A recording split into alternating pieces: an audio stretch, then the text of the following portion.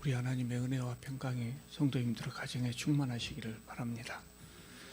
금년 1월 첫 주부터 지난주까지 7주간에 거쳐서 사랑이라는 주제에 대해서 말씀드렸습니다. 우리는 이제 우리가 반드시 실천해야 될 이 성도 간의 사랑에 대해서 그 의미나 방법은 충분히 알 수 있을 것이라고 생각합니다. 그래서 그 다음 단계로 넘어가야 되겠죠. 우리가 알고 배웠으면 실천을 해야 됩니다. 실천에 옮기는 단계입니다. 성도 간의 사랑을 실천하는 첫 번째가 저는 그 용서와 화해라고 생각합니다. 그래서 오늘은 그 말씀을 좀 드리려고 합니다. 오늘 본문 말씀은 여러분 잘 아시는 예수님의 산상 설교 중에 일부입니다. 성경을 한번 보시기 바랍니다. 5장, 마태복음 5장을 보시면은요, 5장부터 산상 설교가 시작되는데 5장 1절부터 12절까지 예수께서는 그 8가지 복을 선언하십니다.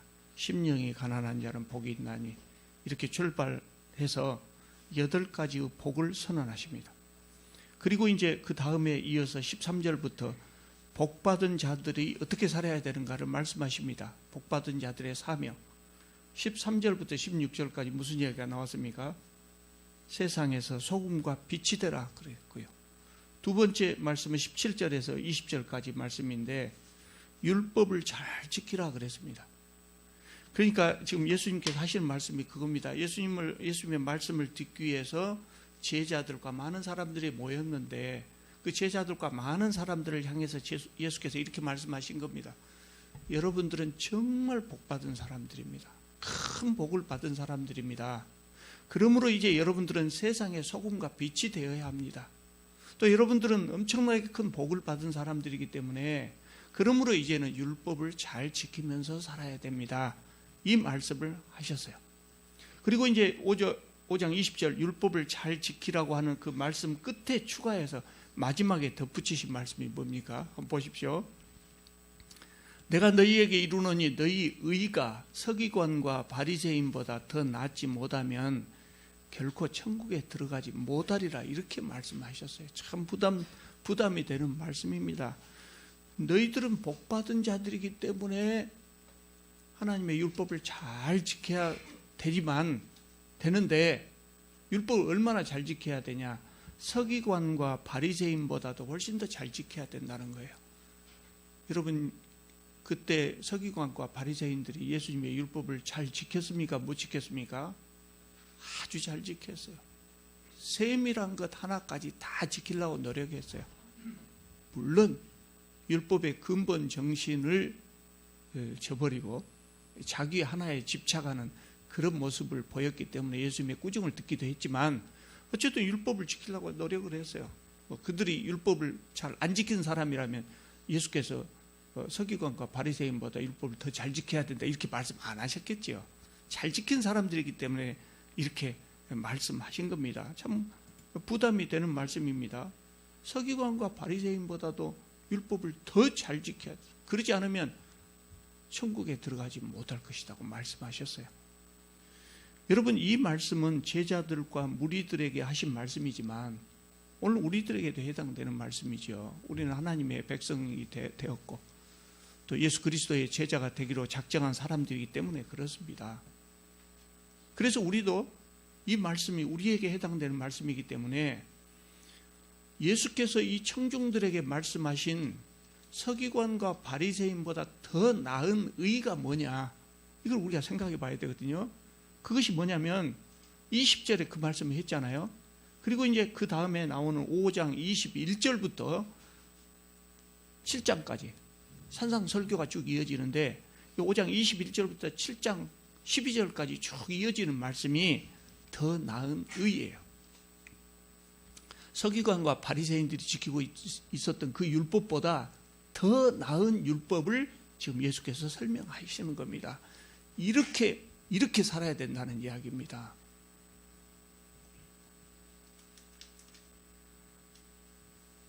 그것이 이제 오늘 5장 21절부터 지금 우리가 26절까지 살펴보려고 하는데 첫 번째입니다. 더 나은 의 중에 첫 번째가 오늘 우리가 선택한 본문입니다. 오늘 본문을 한마디로 요약해서 말씀드린다면 화목하라 이겁니다. 화목하라. 이 말씀은요, 십계명의 6번째 계명, 살인하지 말라 하는 그 계명을 훨씬 더 강화하고 완전하게 하신 말씀이에요. 그러니까 살인하지 말라 하는 계명, 이 서기관과 바리새인들이 지키고 있었던 의인데, 그 살인하지 말라고 하는 그 계명보다도 더 나은 의가 뭐냐? 화목하라는 계명이라는 겁니다. 왜 그러냐면요, 첫째로 22장 앞부분을 보면, 22절 앞부분을 보면, 나는 너희에게 이르노니 형제에게 노하는 자마다 심판을 받게 되고 그랬어요. 옛 율법은 살인하는 자는 심판을 받는다고 그랬어요. 근데 예수께서는 살인까지 아니고 형제에게 노하는 자가 심판을 받는다고 말씀하셨어요. 매우 중요한 말씀입니다. 살인은 뭡니까? 우리의 행위입니다. 그리고 결과입니다. 그런데 화를 내는 것은 뭐냐면 마음이고 어떤 행위의 동기가 되는 겁니다. 이 세상에서는, 이 세상의 법은 행위와 결과를 보고 심판을 합니다. 그런데 예수께서는 행위와 결과를 보고 심판하시는 것이 아니라, 그것도 중요하지만 그 이전에 마음과 동기를 더 중요하게 여기신다. 하나님은 우리의 마음을 보시기 때문입니다. 그렇기 때문에 살인하지 않았다고 할지라도 이웃에 대해서 화를 내는 것만으로도 죄가 된다는 겁니다. 다시 말하자면 우리 마음에 이웃에 대한 분노가 생기지 않습니까? 그러면 그 우리 마음속에 생긴 그 분노, 그것은 살인하지 말라는 계명을 어기는 것이라는 거예요. 왜 그렇습니까? 살인은 분노에서 출발합니다. 그렇기 때문에 행동으로 살인하지 않았을 뿐만 아니라 마음으로부터 우리의 살인의 동기를 버려야 된다는 거예요. 살인은 화를 내고, 형제에 대해서 화를 내고 분노하고 미워하기 때문에 결과적으로 나오는 것이죠. 그렇게 하지 않으려면 우리 마음부터 다스려야 된다는 것입니다. 그래서 더 나은 의입니다. 서기관과 바리새인들은 그 당시 그랬어요. 율법을 다 지키기가 얼마나 어렵겠습니까? 그러니까 잘 지키는 편법을 많이 사용했어요. 그러다 보니까 자기들이 살인한 적이 없거든요. 사람 안 죽였거든요. 그러니까 이 계명을 잘 지켰다고 생각했어요. 그러나 예수께서는 겉으로 드러나는 결과뿐만 아니라 드러나지 않은 마음까지 잘 정리해야 된다는 거예요. 그래서 화목하라는 이 계명은 서기관과 바리새인들이 지키고 있었던 살인하지 말라는 계명보다 더 나은 의라는 겁니다. 두 번째로 예수께서는 옛 율법이 금하는 행위보다 훨씬 더 섬세한 것까지 금하셨어요. 22절 하반절에 보면 형제에 대하여 나아가라 하는 자는 공회에 잡혀가게 되고 미련한 놈이라고 하는 자는 지옥불에 들어가게 되리라, 이렇게 말씀하셨어요.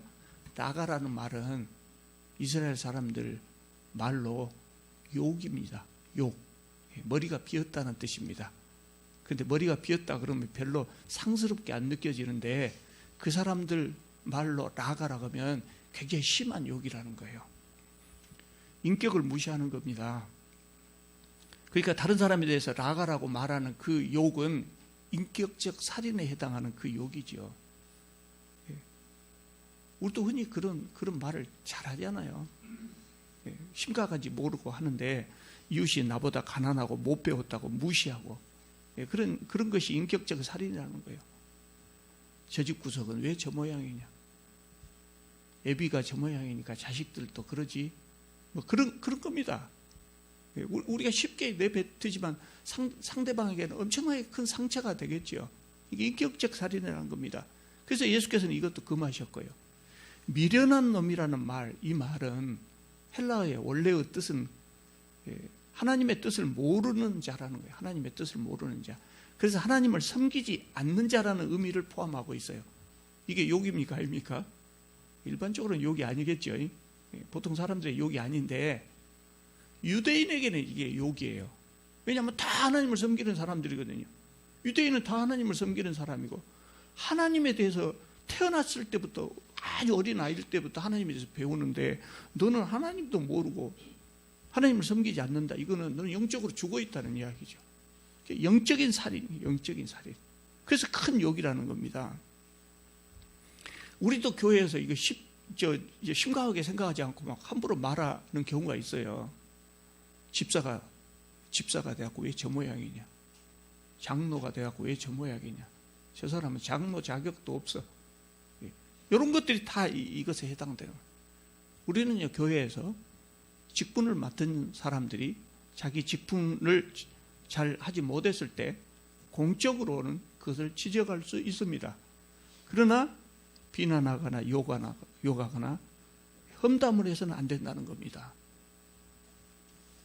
더 중요한 것은 뭐냐면, 다른 사람에 대해서 나아가나 미련한 놈이라고 욕하는 것, 이거 잘못된 것이지만, 그보다 중요한 것은 그런 욕이 우리 입에서 나올 수 있는 마음의 상태를 만들지 말라는 겁니다. 평소에 우리 마음이 욕이 나올 수 있는 상태까지 가지 말라는 겁니다. 욕이 나올 수 있는 상태가 뭐겠습니까? 화를 내는 겁니다. 미워하는 겁니다. 그래서 예수께서는 형제에 대하여 노하지 말라고 말씀하셨어요. 그래서 화내지 맙시다. 성질 내지 마십시다. 화내고 성질 내면 항상 후회스럽잖아요. 죄를 짓게 되면 후회스러워요. 예수께서는 심각하게 말씀하셨어요. 사실 우리는 내 타고난 성질이 그런다 이렇게 생각하고, 그러니까 어쩔 수 없이 나는 화를 낸다고 생각하지만, 사실 화를 내는 것은 상대방에게 굉장히 큰 상처를 주거든요. 나는 평소에 습관대로 말해버리지만 상대방에게는 그게 상처가 되거든요. 화를 내지 말아야죠. 화를 내고 마음속에 분노를 담아두면 욕이 나오게 되고 미워하게 되고 그런 결과를 낳게 된다는 거예요. 세 번째로, 예수께서는 소극적 계명을 적극적 계명으로 바꾸셨어요. 살인하지 말라, 이건 소극적 계명입니다. 소극적 계명이라는 말은 뭐냐면, 뭐 하지 말라, 이거 소극적 계명이에요. 그럼 나 안 했다, 아무것도 안 하고 있으면 계명 지킨 거예요. 이게 소극적 계명이에요. 그런데 적극적 계명은 하라는 거예요. 하라. 뭘 하라겠어요?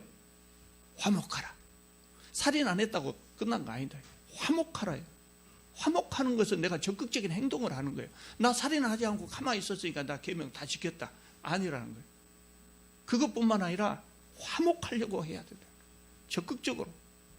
그래서 23절 24절에 보면, 그러므로 예물을 제단에 드리려다가 거기서 내 형제에게 원망 들을 만한 일이 있는 것이 생각나거든 예물을 제단 앞에 두고 먼저 가서 형제와 화목하고 그 후에 와서 예물을 드리라 그랬어요.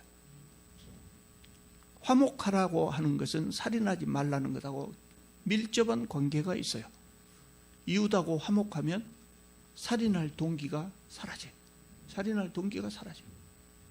서로 사랑하고 좋아하고 만나기만 해도 얼굴만 봐도 좋은데, 근데 살인하겠습니까? 화목하지 않기 때문에 살인이 발생하는 것이죠. 그래서 살인하지 않는 것보다 더 중요한 것은 뭐냐면 화목하게 사는 거라는 겁니다. 예수께서는 예배드리기 전에 먼저 가서 화목하라고 말씀하셨어요. 화목하는 것은 불화한 사람이 화목하게 되는 것이죠. 그래서 불화와 화목 사이에 거쳐야 될 단계가 있어요. 불화한 사람이 화목하게 되려면 뭘 해야 되겠습니까? 화해해야 된다. 화해해야 된다. 그래서 결국은 화해가 예배보다 더 중요하다. 형제와 불화한 채 예배 드리는 것보다 먼저 화해를 하는 것. 예배 시간에 늦더라도, 예배를 다 못 드리더라도 먼저 화해하는 것이 중요하다는 거예요. 그래서 살인하지 말라는 계명보다 화목하라는 계명이 더 나은 의라는 겁니다. 여러분 어떻습니까? 예수께서 이렇게까지 말씀하시는데 그럼에도 불구하고 나는 화해 못해. 다 해도 저 사람하고는 화해할 수 없어. 그렇게 하시겠습니까? 예수께서는 이 서기관과 바리새인들보다 우리가 율법을 더 잘 지키지 못하면 결코 천국에 들어가지 못한다고 하셨어요. 천국에 들어가지 못한다 하는 말씀은 구원에서 제외된다는 말씀은 아니에요. 직접적으로 표현하자면, 왜냐하면 여기서 말하는 천국이 우리가 흔히 잘못 알고 있는 죽어서 가는 그 낙원을 의미한 것이 아니라 우리가 이 땅 위에 이루어야 할 하나님 나라를 말하거든요. 제가 전에 자세히 말씀드렸습니다마는 하나님 나라를 마태복음에서는 천국이라고 번역하고 있어요. 천국이라고 표현하고 있어요. 그래서 우리가 서기관과 바리새인보다도 더 나은 의, 화목하라는 이 계명을 잘 지키지 못하면 우리는 하나님 나라에 들어가지 못한다는 거예요. 그렇지 않겠습니까? 우리 성도들이, 나눔과 섬김교회 모든 성도들이 다 화목하게 살면서, 그러면 이미 우리 교회 안에 하나님 나라가 이루어지는 것 아니겠어요? 그런데 나만 혼자 화해를 못해. 나는 화해 못해. 화해하면 억울해. 그거 뭐 좋은 것이라고 담아두고 시간 날 때마다 꺼내보는 거예요. 저놈 나쁜 놈, 나에게 나를 이렇게 한 사람. 그러면서 꺼내는 거예요. 그 꺼내보면 볼수록 자기 자신만 상하죠. 자기 상처를 자기가 긁어파고 있는 거예요. 그러니 나눔과 섬김교회 모든 성도들이 다 하나님 나라에 들어가 있는데 본인만 밖에 가 있는 겁니다. 화해하지 못하면 그렇게 된다는 겁니다. 여러분, 그래서 이 화목하라고 하는 이 계명은 해도 되고 안 해도 그만이고 그런 계명이 아니에요. 우리가 하나님 나라에 들어가기 위해서 반드시 지켜야 될 계명입니다. 내가 남하고 화해하지 못하고 예배를 드리고 있으면서도 옆에 사람하고 마음이 상한 상태로 그대로 있으면 행복한 예배가 될 수 없죠. 교회에 가면 그 사람 얼굴 보고, 이 사람도 보고 저 사람도 보고, 이놈도 보기 싫고 저놈도 보기 싫고 그 사람 다 보게 되는데 교회 가는 것이 즐겁겠습니까? 하나님 나라에 들어가고 교회에 출석하고 그리고 예배를 드리는 것이 기쁘고 즐거워야 되지 않겠습니까? 그게 다 기쁘고 즐거운데 본인 혼자만 화해하지 못하고 하나님 나라에 들어가지 못하고 이렇게 있으면 내 자신이 행복하지 못하는, 저는 늘 말씀드리는 것입니다마는 예수 믿으면서 행복하지 못하다, 교회가 성도들에게 행복과 기쁨을 주지 못한다, 그러면 그런 교회는 나는 존재할 이유가 없다고 생각해요. 그런 교회는 하나님의 교회가 아니라고 저는 생각해요. 그런데 그런 교회는 가만히 있어도 이루어지는 것이 아니라 우리가 만들어야 되는 교회예요. 우리가 하나님 말씀을 잘 지키면서 이걸 만들어 가야 될 교회예요. 네 번째로 예수께서는 이웃까지도 계명을 지킬 수 있도록 배려하라고 하셨어요. 그래서 이게 더 나은 계명이라는 거예요. 나만 계명을 잘 지키면 되는 것이 아니라 이웃까지도 계명을 잘 지킬 수 있도록 배려를 해주라는 거예요. 그래서 23절 말씀한 겁니다. 23절, 네 형제에게 원망 들을 만한 일이 있는 것이 생각나거든 그랬어요. 원망 들을 만한 일이 있다는 것이 생각이 나거든. 근데 여기서 원망은 내가 그 사람한테 잘못해서 원망 듣는 거, 그거는 더 말할 필요도 없고, 그거 마음 풀어줘야죠. 더 말할 필요 없고, 나는 잘못한 것이 없는데 그 사람이 나를 원망하는 거예요. 그럴 수 있잖아요. 오해를 해서 원망할 수도 있어요. 그것까지 풀어줘야 된다는 거예요. 그러기 위해서 화해해야 된다는 겁니다. 그러지 않으면 이웃은 계속해서 나에게 분노를 갖게 되고, 그러면 그 사람은 죄를 짓게 되는 것이죠. 그래서 우리는 나만 죄를 안 지으면 되는 것이 아니라 내 이웃들이 죄를 짓지 않도록 하기 위해서 그들의 마음을 풀어줘요. 오해로 인해서 나를 원망하는 일이 없도록 그것까지도 풀어줘야 된다는 겁니다. 그래서 예수님의 이 화목하라는 이 계명이 더 나은 의라고 하는 것이죠. 여러분, 서기관과 바리새인들은 행동으로 살인하지 않았으면 율법을 잘 지키는 것이라고 생각했어요. 그런데 예수께서는 거기에서 한 걸음 더 나아가서 우리가 다른 사람과 화목하지 않으면 이 율법을 어긴 것이라고 말씀하셨어요. 화목하라. 이것이 예수께서 우리에게 주신 말씀이에요. 모세의 율법은 살인하지 않으면 괜찮아요. 살인하지 않으면 돼요. 근데 오늘 우리가 예수 믿는다고 작정하고 이렇게 나온 사람들 중에 살인한 사람이 있습니까?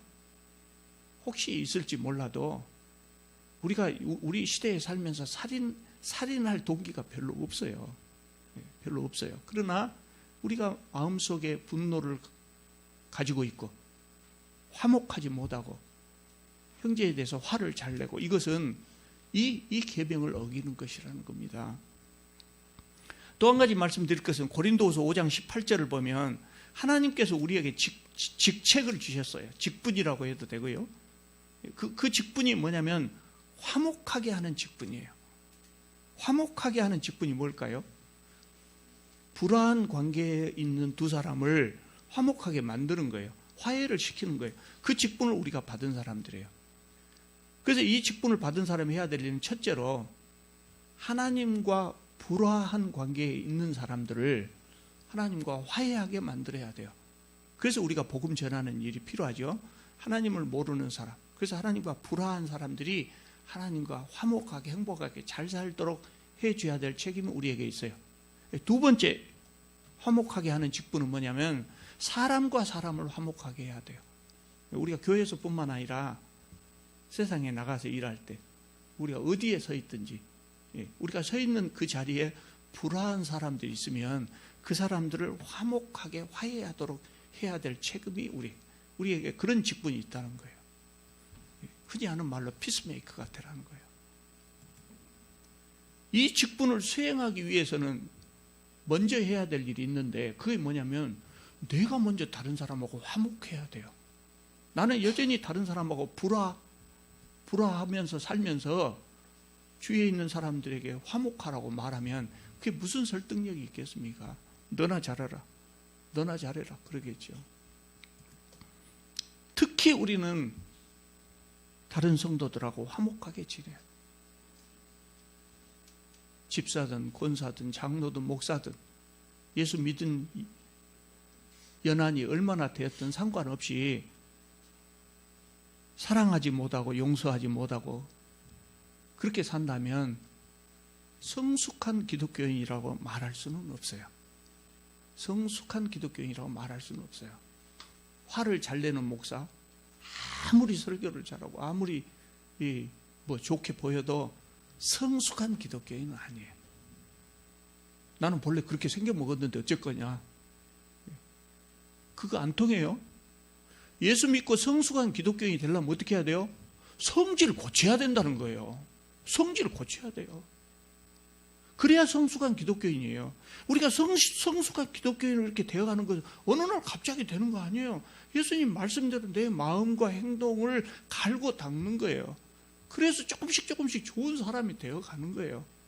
나는 본래 성질이 그렇게 어쩔 수 없다고 계속해서 성질만 부리고 있으면 그 사람은 큰일 못해요. 성숙한 기독교인이라고 말할 수 없어요. 그래서 우리가 성질도 고쳐가야 된다고 해요. 머리가 허옇게 새고 장로가 되었는데 여전히 성질대로 하고 있다. 그러면 곤란하잖아요. 장로님이 되고 머리가 허옇게 되고 그럴 때 사람들이 그 얼굴만 봐도 은혜가 돼. 우리 장로님 정말 훌륭한 장로. 얼굴만 봐도 은혜가 된다. 그래야 될 것 아닙니까? 근데 그 나이 되도록 나는 본래 성질이 그러니까 어쩔 수 없어. 안 돼. 고쳐야 돼. 그것을 하나님께서 우리에게 원하셔요. 그러니까 화목하라. 예수께서 이 말씀하신 거예요. 어느 날 화목하게 안 된다니까요. 왜냐면 우리 성격이 그렇게 돼 있는데 그 어떻게 가만히 있는데 되겠어요? 그렇게 노력하고 살아야 돼요. 노력하고 살아야 돼요. 그래야 되는 것이죠. 여러분, 내가 무엇이 아쉬워서 화해를 해? 이렇게 생각하면 안 됩니다. 아쉬울 것이 없기 때문에 화해를 해야 돼요. 진정한 화해는 아쉬울 것이 없는 사람이 하는 거예요. 강한 사람이 화해를 해야 됩니까? 약한 사람이 화해를 시도해야 됩니까? 약한 사람은 화해를 할 수밖에 없어요. 그래야 자기가 사니까. 이게 진정한 화해 아니에요. 강한 사람이 나 화해 안 해도 충분히 잘 살 수 있지만 화해를 하는 거예요. 그게 진정한 화해죠. 아쉬울 것이 없으니까 화해를 해야 되고 내가 강한 사람이니까 화해를 해야 되고 그래야 되는 겁니다. 여러분, 이웃과 화해하지 못하면 이웃을 미워하게 되고 이웃으로부터 원망을 받게 됩니다. 그러면 나와 이웃이 다 죄를 짓는 겁니다. 그 죄를 예수께서는, 모세의 율법에서는 그렇게 안 했지만 예수께서는 그 죄를 살인하지 말라는 계명을 어기는 죄로 분류하셨어요. 예수께서는. 그만큼 미워하는 죄가 중요하다는 거예요. 여러분, 오늘 말씀으로 사랑에 관한 말씀 마무리하려고 합니다. 2달 동안 말씀드렸습니다. 2달 동안. 아직도 화해하지 못하고 용서하지 못한 분이 있을지 모르겠어요. 아마 다 하셨으리라고 생각하는데, 아직도 못하셨다면 오늘 꼭 하십시오. 오늘 하십시오. 상대방이 사과하기를 기다리지 마십시오. 화해는 내가 먼저 하는 겁니다. 화해는 내가 먼저 하는 것이지, 상대방 기다려갖고 상대방 화해하니까 나도 하고, 그거 아닙니다. 먼저 화해. 말로 하기가 쑥스러우면 어떻게 하라고요? 문자라도 보내. 문자 참 그 유익합니다. 어색할 때 그냥 문자 보내도 되더라고요. 문자라도 보내십시오. 나는 화해할 것 없다. 화낸 적도 없고 다른 사람과 사이가 다 좋다. 그래도 생각하면은 문자 보낼 것이 있을 겁니다. 아마 요새 미투 운동이 벌어지고 있죠. 그래서 사실은 저도 사회에 유력한 인사라고 한다면 저도 신문에 잘못했습니다 하고 사과하는 광고를 내고 싶어요. 그런 광고 내봤자 누가 알아주지도 않기 때문에 낼 필요도 없지만 광고 내고 싶어요. 왜냐? 예수께서 우리에게 요구하시는 계명은 소극적인 계명이 아니라 적극적인 계명이에요. 그래서 내가 남자로서 어떤 사람을 성희롱한 적도 없고 성추행한 적도 없다. 그렇기 때문에 나는 아무 죄가 없다. 그렇게 말할 수 없다고요. 이 시대를 살고 있는 모든 남자들은 이 부분에 대해서 공범이라고 저는 생각해요. 그런 사회의 분위기가 일어나는 것에 대해서 한마디도 않고 나는 있었다. 우리 사회가 남성 중심 사회이기 때문에 어쩔 수 없이 아직까지도 그렇겠지만, 그런 것을 보고도 못 본 척, 모른 척하고 넘어갔던 우리 모두가 공범이라고 말할 수 있어요. 이런 분위기가 더 좋아지도록 적극적으로 노력하지 못한 죄는 있다고요. 그것을 죄라고 말할 수 있을지 모르지만 그런 책임은 이 시대를 사는 모든 남성들에게 있어요. 그래서 그 부분에 대해서 우리는, 남성들은 송구한 마음, 죄송스러운 마음을 가져야 마땅하죠. 갑자기 딴 이야기해서 죄송합니다만은 똑같은 이야기예요. 나는 다른 사람에게 화낸 적도 없고 남의 마음을 아프게 한 적이 없기 때문에 나는 문제가 없다. 물론 그렇게 생각할 수 있어요. 그러나 우리 교회가 더 화목하고 사랑하고 용서하고 사는 그런 좋은 분위기를 만들지 못한 책임이 나한테 있을지 모르겠다. 그렇게 생각할 수도 있어요. 그러면 우리가 적극적으로 모든 사람들이 이 부분에 대해서 정말 다시 한번 생각해보고 그러고 정리를 하고 넘어가요. 그래야 우리 교회가 정말 좋은 교회가 될 수 있어요. 제 경험에 비추어서 이야기하자면 사실 화해는 어렵지 않더라고요. 화해하는 것은 어렵지 않아요. 오히려 화해하고 나면 참 좋아요. 기분이 좋아져요. 화해는 어려운 것이 아닌데, 어려운 것이 뭐냐면 화해하려고 마음 먹는 거예요. 화해해야 되겠다. 마음 먹는 거기까지가 힘들어요. 그 마음 먹으면 그 다음에는 화해는 아무것도 아니에요. 화해하기 전에는 내가 정말 손해보는 것 같고, 내가 먼저 화해하면 억울하고 도저히 그래서 화해하고 싶지 않지만 막상 화해를 하고 나면 마음이 가볍고 홀가분하고 오히려 기쁨이 있다니까요. 정말 좋습니다. 여러분, 우리가 세상을 살면서 용서받는 것 참 기분 좋은 일이죠. 내가 잘못했는데 남에게 용서받는 거 기분 좋은 일이죠. 근데 그것보다 더 좋은 것은 뭐냐면 용서하는 거예요. 용서하면 기분이 더 좋다니까요. 실제로 해본 분은 알아요.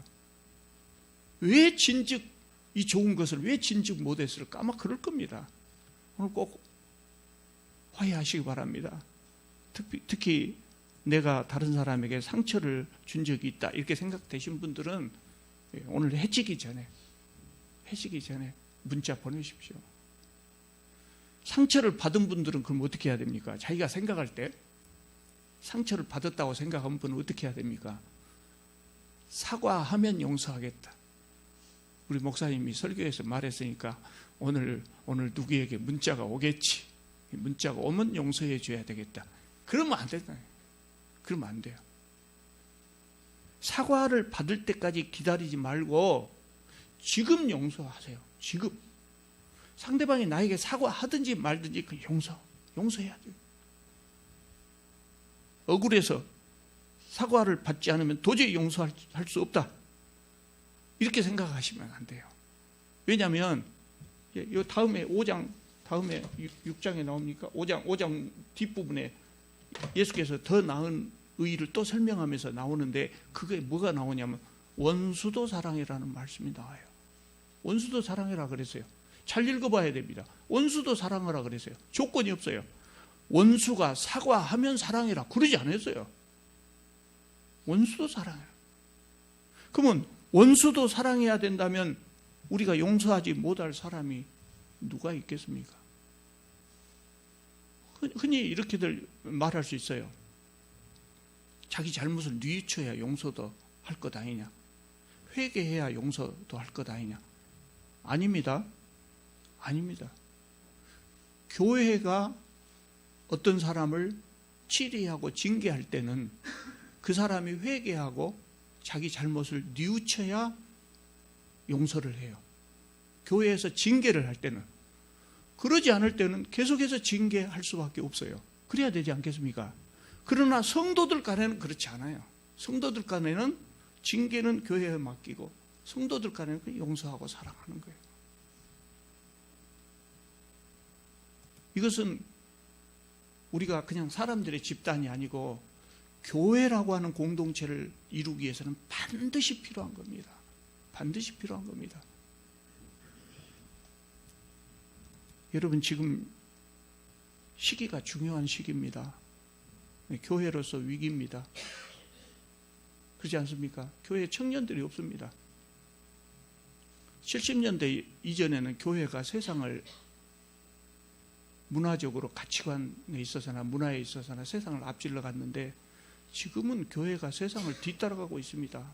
한참 뒤따라가고 있습니다. 세상을 못 쫓아가고 있습니다. 세상에서는 여자 대통령도 나왔는데 교회에서는 여자 목사가 안 된다는 겁니다. 우리 교단은 됩니다. 여자 목사 안 된다. 여자 장로도 안 된다. 이렇게 하고 있습니다. 그러니까 청년들이 교회를 바라볼 때 웃기는 집단이라고 생각이 되는 것 같아요. 청년들이 교회를 떠나고 있어요. 훌륭하다고 목회에 성공했다고 하는 목사들이 교회를 세습하고 모든 백성들이 다 내는 세금은 못 내겠다고 저렇게 버티고 있어요. 그래서 교회가 위기입니다. 성도 숫자가 막 팍팍 줄어들고 있습니다.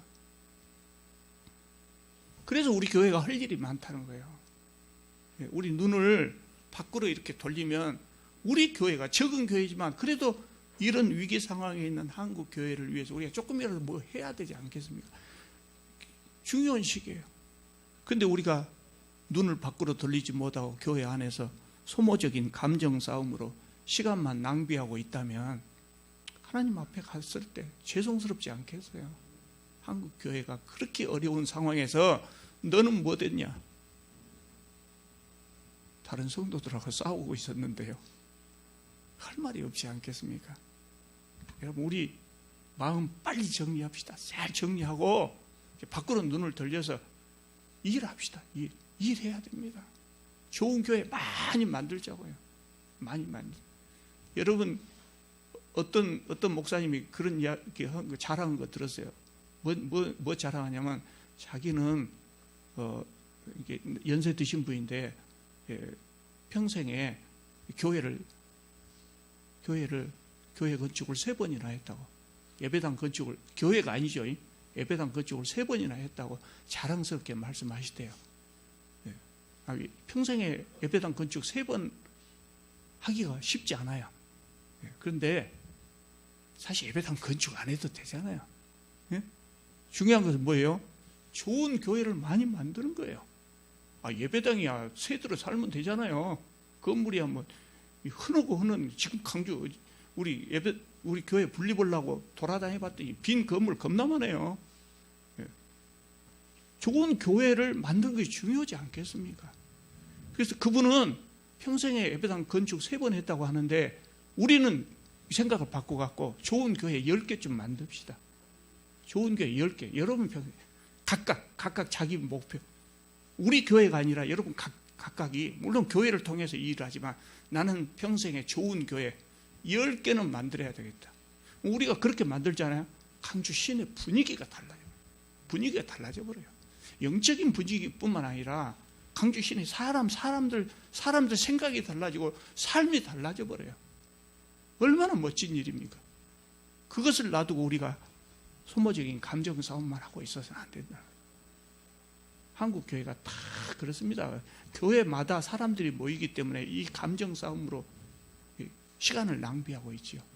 우리는 그러지 맙시다. 여러분, 우리는 천국 백성이고 예수 그리스도의 제자들입니다. 용서하지 못하고 화해하지 못하고 예배를 드린다면 좋은 예배 드릴 수도 없고, 내가 먼저 감동이 없고 행복하지 못합니다. 행복한 예배가 되지 못합니다. 오늘이 다 가기 전에 우리 다 용서하고 화해하고 그렇게 할 수 있기를 바랍니다. 기도하겠습니다. 거룩하시고 자비로우신 우리 하나님, 저희들을 불러서 한 교회를 이루게 하신 것을 감사드립니다. 또 우리가 함께 신앙생활할 수 있는 형제 자매들을 이곳에 보내주신 것을 참으로 감사드립니다. 주님, 바라옵기는 주님께서 보내주신 이 귀한 성도들, 귀한 형제, 귀한 자매들을 용서하고 사랑하고, 그래서 서로 손을 잡고 오순도순 재미있게 신앙생활할 수 있게 하여 주시옵소서. 내 마음속에 굳은 마음, 이런 것들을 전부 제해 주시고, 정말 형제를 나보다 낫게 여기고 존중하고 사랑하면서 그렇게 살 수 있는 부드러운 마음을 저희들에게 허락하여 주시옵소서. 예수 그리스도의 이름으로 기도드립니다. 아멘.